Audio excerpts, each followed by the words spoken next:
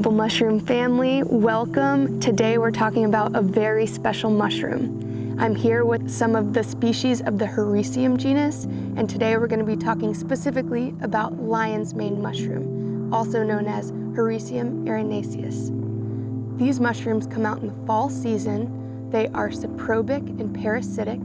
They are spine fungi, which is a type of fungi we haven't talked about yet. And not only are they choice edibles, but they're actually medicinal mushrooms. So let's talk about them.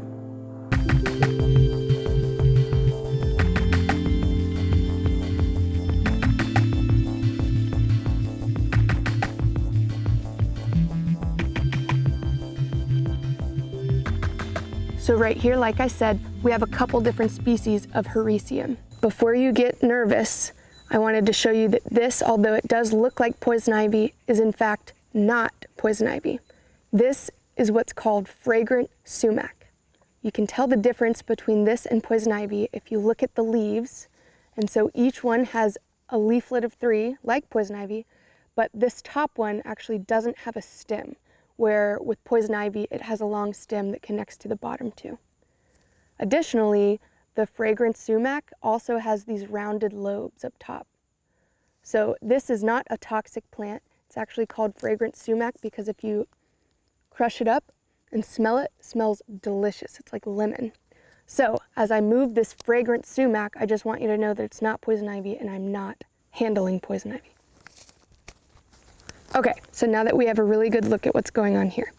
Down here, we have the lion's mane mushroom, Hericium erinaceus. Up here, we have what seems to be a different Hericium species, perhaps Hericium americanum. As you can see, the lion's mane mushroom is made up of hundreds of small teeth-like spines that hang down from their body mass. These spines are what are responsible for releasing the spores into the air. Typically, lion's mane will grow solitarily, so you won't see it in groups or clusters like this. The common names for the other 2 mushrooms that are in this genus that are similar to lion's mane are bear's head tooth, Hericium americanum, and comb tooth, Hericium coralloides. Like I said, this here is a lion's mane, while this may be a young bear's head tooth, but it's hard to tell. What we do know is that this is lion's mane because it's all coming from one cluster, while this mushroom has multiple clusters of these spiny fruitings. These mushrooms range in size from about 2 to 3 inches across up to even 12 inches across. We've actually encountered a very large lion's mane just last year in a residential neighborhood that was just a fantastic specimen. I highly recommend you watch that video after this one. So like I said, these are saprobic and parasitic.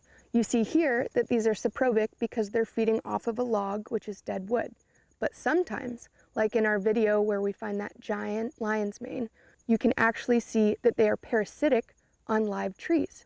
In that case, the tree is living but has a sick part on it, maybe a crack in the trunk or some sort of flaw that could invite infection.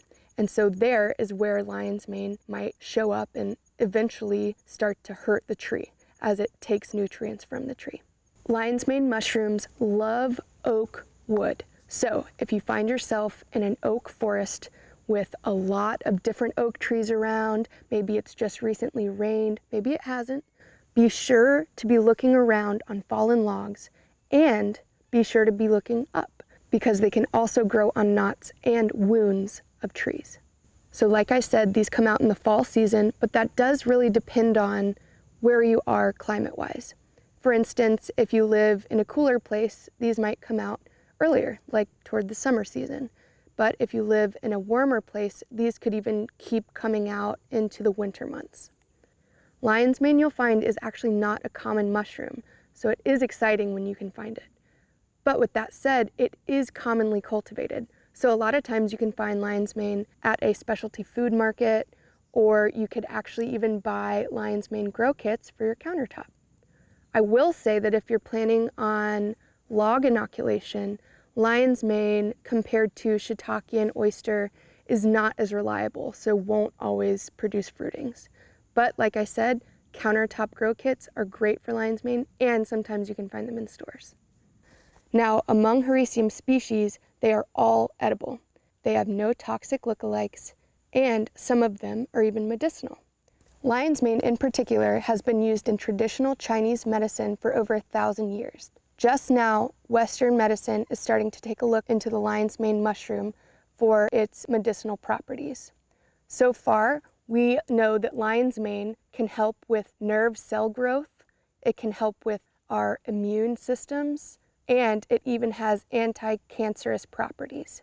So we're putting a link to the study in the description below, and that is from a 2015 study. This mushroom is pretty incredible.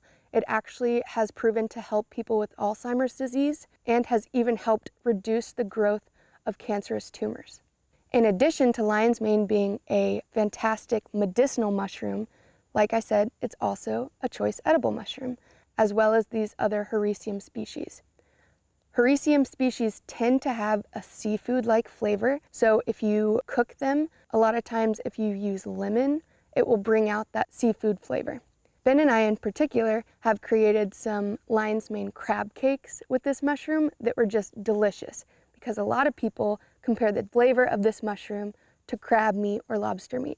The Hericium species tend to have sort of a watery texture, so when you take these home to clean them, be sure to only use a knife or maybe a wet cloth if you can help it. That way you avoid rinsing them and creating even more water saturation.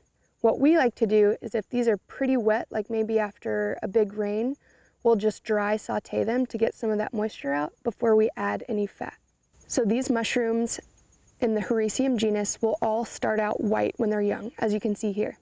Now with age, they will become yellow. And so that's how you can tell if one of these mushrooms is maybe too far gone to collect for the table. So thanks for joining us today, Mobile Mushroom family. I hope you learned something about this really fun mushroom. There is so much more research that needs to be done about mushrooms in general. So it's very exciting to read studies about mushrooms like this lion's mane mushroom that can eventually help people all over the world once enough research is done. But for now, keep a lookout for these in the woods.